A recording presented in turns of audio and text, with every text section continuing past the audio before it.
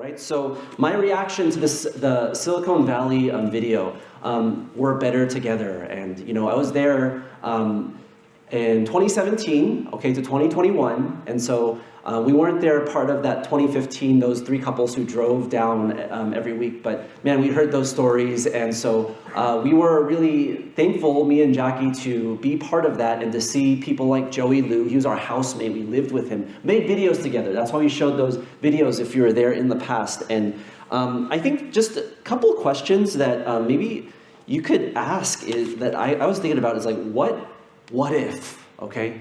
What if? And like, what if we could be that? Like, what if we could actually become something like a region? And I don't know if we have that picture of the regional bros. So there were 200 bros gathered together yesterday, and they had a day of reflection. And no, you don't have it. Imagine 200 guys, all very attractive and not sweaty at all. So that was us, all right? Except I wasn't there, so yeah.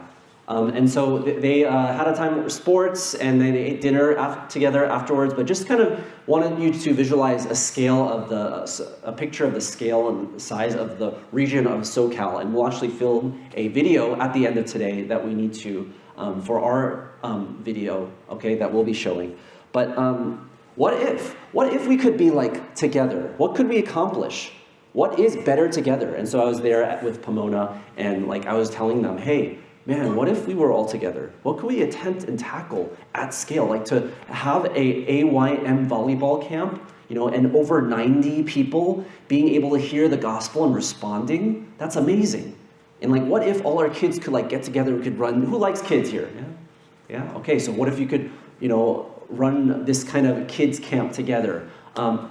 Who has a burden for, I guess, you grew up going to youth group or something like that, or you have like friends who you're like, oh man, I don't know what they're doing right now with their life. And you're thinking about what they were doing in high school. And if you have like that kind of, who here has that kind of burden for people like that? And just imagine if we could like reach those people. And what would it take? Man, it takes a lot of people, a lot of work, a lot of effort. And so there's this question that we have. So we're on Made for People. Who's invited? All right? Who got the invite, right? And so as I think about like this question of what if we were able to do more together and everyone became a youth minister and we were able to like go to Pomona to help with their welcome week, and they came to ours to help with ours. But what if we did that at other colleges, like all in the area, and what it would take? And I'm thinking like, but I'm having a really hard enough time with my own campus and just loving the people here and my own roommate and my family. And so how do I do that? And so how do we balance those tensions? And last week we were in Singapore. We were invited to a lot of different like things, family gatherings, and attended 2 different like church services. And we went to a very, very Presbyterian church and a very, very charismatic church. Very different spectrums. And I figured out that my wife and my kids are more Presbyterian, even though I grew up Presbyterian, but I'm more charismatic, all right? And so, yeah, I don't know what that means. I'm also more Mexican than the rest of my family, but we had a really good time, okay? We had a really good time with Jackie's family, and one couple we met was Jackie's aunt and uncle, and I have to get, so my father-in-law's cousin, okay? So Jackie's dad, cousin, son, okay? So their son is also a pastor, okay, full-time pastor, and they had a son about 3.5 years old. Who's 3.5?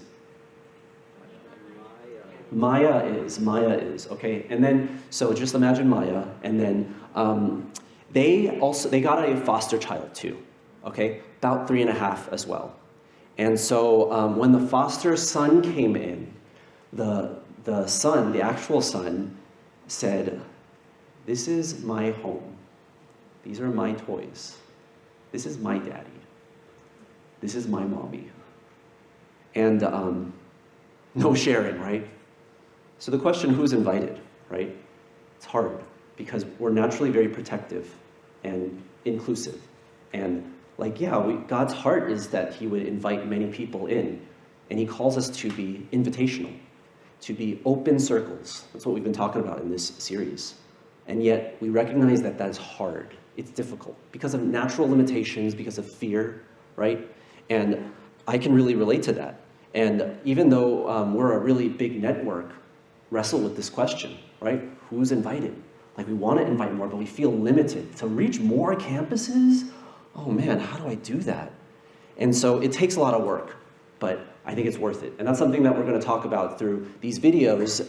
I'm going to try to help you process them as well as frame it in God's word, okay? So today's text, oh yeah. So did I ever show you this slide? I showed it to Pomona, I realized early on, but man, imagine if we can make the Inland Empire great for the gospel. Pomona, San Bernardino, Riverside, and I don't know what else to add there. Like, we should have this on a shirt, okay? Anyways, okay? Acts 5, okay, so the early church, the first church, this is what they talk about in Acts. We're the Acts 2 network, Acts 2 fellowship. We're talking about the early church and what an amazing church that was. And this is another one of those summary statements in Acts, if you read the book of Acts.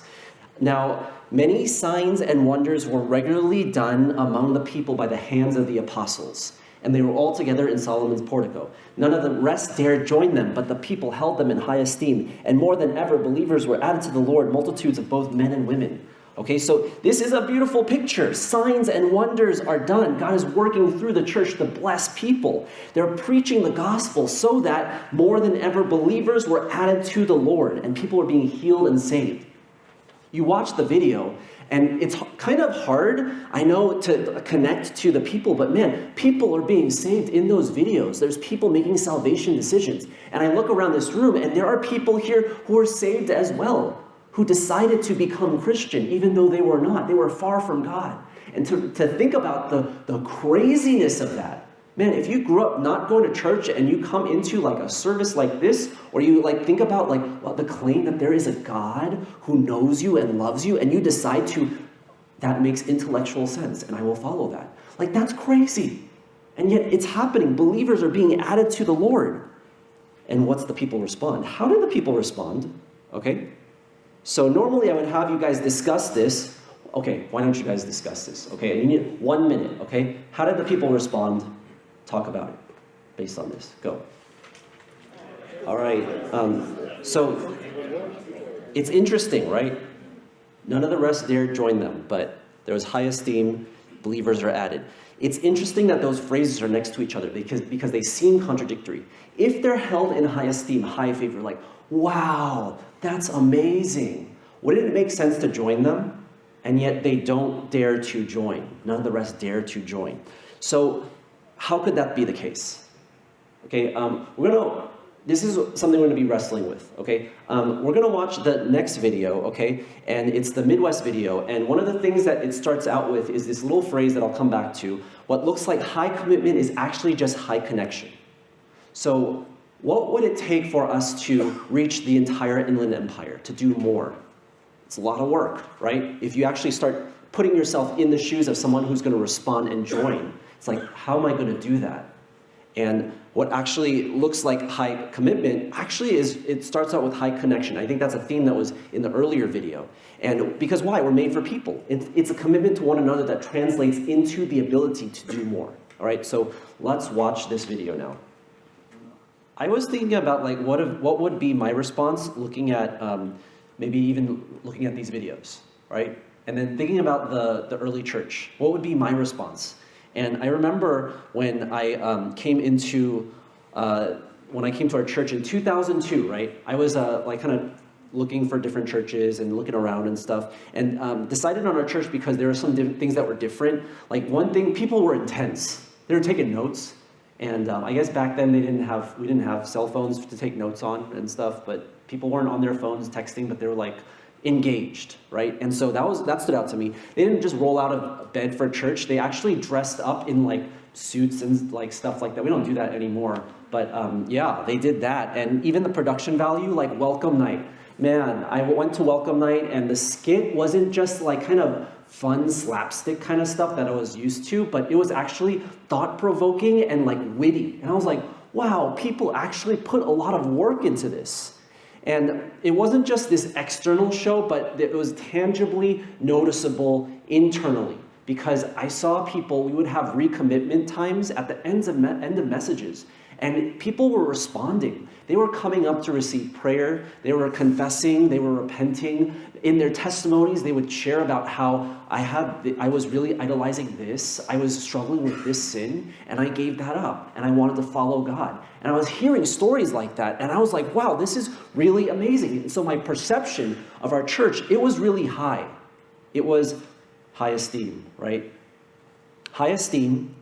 And I remember talking about it with other people with great regard, and yet when it came down to it, there was a hesitancy to join, to fully commit. Like, could I do that? What would happen to me? Would I be able to do what I saw? And it's kind of like Marines or teachers or moms, groups of people who do things that you hold in high regard generally.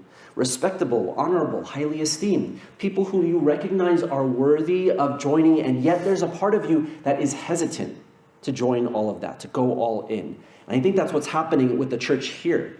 They're living in close community, they're sharing the possessions, there's wonders and signs going on, sharing the gospel. People are being added to their number daily, and it's centered around God's word.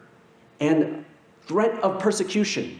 People they're gonna, threats from the chief priests, and they're still undeterred in their focus, in their togetherness. They're intense and admirable and highly regarded church, and yet none of the rest dare join them. So the rest, who are they? Who are the ones who did not dare to join? What became of them? And we don't know, but I think they're a warning to us all. Like, how do we encounter holding someone in high esteem and yet feeling none of the rest dare join? Like, what if you say, I could never be like that? You watch these videos. You're like, that's good for them. Those are just Midwest people. Those are good people in Silicon Valley. Good for them. Well, SoCal videos come and so, well, good for them, right? I could never do that. I could never be like my mentors. I look at them and they're admirable. They're doing bivocational ministry, which means they have a day job, but their true passion is at night. And they're waking up early for devotions, and they're planning for dinners and then giving rides for people coming over, and they're church planters. They forego promotions, and they forego larger homes and cheaper rent, and they move away from what's familiar and from home and from close friends. Why? To recreate the same kind of church that they experienced. So we admire these qualities and these traits, and we highly esteem them. The character that is required to do this, the sacrifice required to plant a church, and maybe it's even the pace of life that is required to do all that stuff. Wow, that's amazing. But how could I do that? Because I'm just barely loving my family and my roommates, and I could never do that. I don't think I could ever be like that. And so, what's our response? And I want to look at a few. I just want to evaluate the statement, I don't know if I can, okay?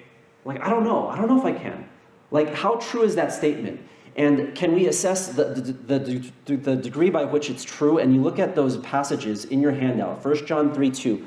Beloved, we are God's children now, and what we will be has not yet appeared, but we know that when he appears, we shall be like him, because we shall see him as he is.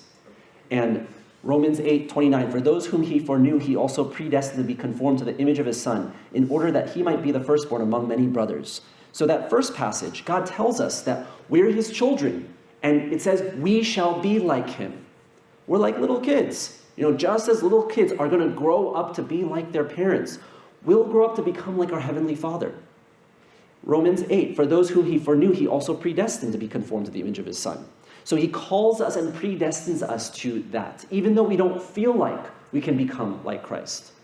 Well, at least God thinks we can. So the thing is, you grow into it. You grow into it. So while I can say I won't, I can't say I can, because God thinks I can. He thinks I can grow into it. And isn't that what happens That's what often happens, right? So you're on a mission trip, and it's like, I don't know if I can get by on 6 hours of sleep every night for like a week. And then there's like a 7 a.m. devotional time, right?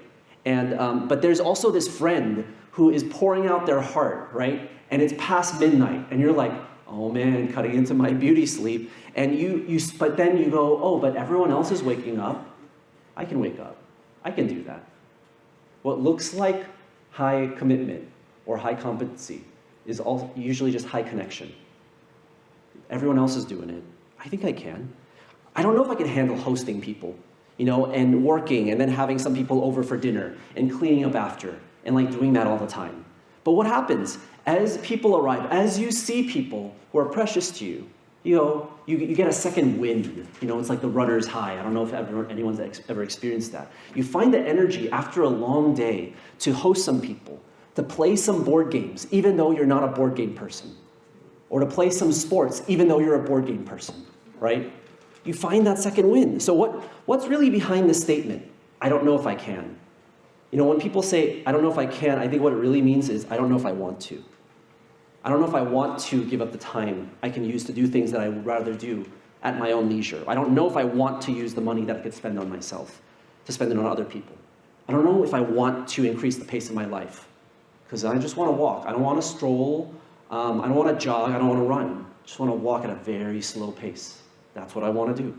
I don't know if I want to pay that kind of cost, even though I still hold the people who do that in high esteem. Yeah, those runners, those Marines, those church people.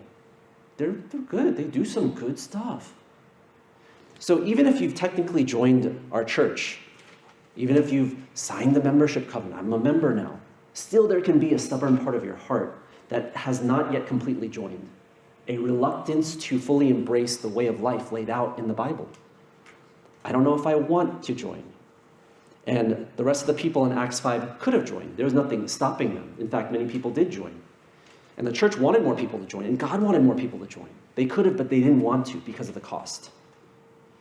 And so maybe we need to change it to, what would it look like if I could? What would it look like if I could? And I don't know. It's what I was saying before. It's this meme, okay? Not a meme, but just from really quick summary of Lord of the Rings, right? It's Mary saying, all of my friends have gone to battle. I would be ashamed to be left behind. And conventional wisdom says, no, you're a hobbit, you're tiny, you're worthless, you can't do anything. But it's like, I want to fight. I want to fight. So how does that connect? We think we're low competency, short, ineffective people. But sometimes God uses the weak things of the world, the foolish things of the world to shame the wise. And what has often been my testimony has been, I just wanted to fight. I just wanted to go along with what my friends were doing. I was not any kind of hero coming into this. I just said, okay, well, they're doing it. I'll do it too. And so it's just high connection. And so that was me and my friend Joe, 2002, freshman year, right? This is at Yosemite with our small group leader, John, right? And so that was 2002, and we're freshmen. And this is, 22 years later, and we're leading a retreat. This was the SoCal winter retreat last year. We were all speakers there. And so we didn't do this. He didn't have that idea or that plan for himself, John, right? We didn't have that for ourselves. We just stuck together. And oftentimes, that's what it is. So the people the rest, right, who don't join, what happens? They miss out. They miss out on experiencing growth of the church. They miss out on experiencing healing and signs and wonders. And Acts is an amazing book. It's how the church grows beyond ethnic lines from a small Jerusalem-centered, Jewish-centered church to a broad Roman affecting movement. It grows so much across ethnic lines, preaching the gospel despite opposition. And they miss out on all of that. And being involved in a church, man, it's a lot of work, a lot of moving, cleaning, setup, takedown, all of that. Trying to make a place that's open and invitational But man, what happens? You know, you keep just introducing yourselves. You keep saying, where are you from? What major are you? You know, how many times have you asked that or been asked that? That's what it takes. It takes a lot of texts, a lot of emails. But if you join, you get to experience the power of the gospel to transcend cultural and ethnic lines. And just thinking about the Bros house, the Bathurst Bros house. There's an Indian and like a Korean, 2 Koreans, Mexican, Filipino, white, just everything. We need to get some more, right? Just every single ethnicity, all right? So our group happens to be one of the most ethnically diverse groups across all of our campuses. You go to the Flickr page and people go, yeah, that's the most ethnically diverse group. Why? All the other groups, they're just huddled around like ethnic lines, right? And so how does that happen? You know, our church used to be really Korean. And I think if we took a picture of our Thanksgiving service or of our group now, they would be like, what? What is this? And how could that be? And how could that come to be? I think it's because of the gospel. So could it be that, you know, we could do more? And what would it take? Freshmen. What if you started leading people to become Christian? What if you were trained in Course 101 to be able to reach your friends? What if you went and started to do that in your hometown? What if you planted a church in your hometown? Like, could that be? God invites us all to join because the harvest is plentiful and the laborers are few. And he deserves not just high esteem, but he deserves all-out commitment. And that comes with joining an almighty God. So what does it take? It takes the power of Jesus, who, man, he's at the center of everything. He's what we sing about, right? And he's about something. He's not about nothing. He invites all to join, not like a loosey-goosey circle, but like it's about Jesus, our sin, what he does about that. And that's powerful stuff. And that's what we're inviting people to know all about. So if, I guess just, you know, want to just talk about this last thing, all right? And what's your response? Is it, you know, I don't know if I want to, or maybe we need to shift it to what would it look like if I could, right? Because maybe it's as I'm connected to people and committed to people that somehow I just get pulled along. And you end up doing things that you never would have expected yourself doing. And you ask any of the older ones, anyone older than you, and they probably have a story of that. You know, I never would have imagined myself being talking to new people, but I'm doing it, right? Why? Well, everyone else is doing it, and Jesus did it. Okay, I could do it. All right, so why don't you guys take that's all I have. Why don't you take a minute just to write down what your response is, okay?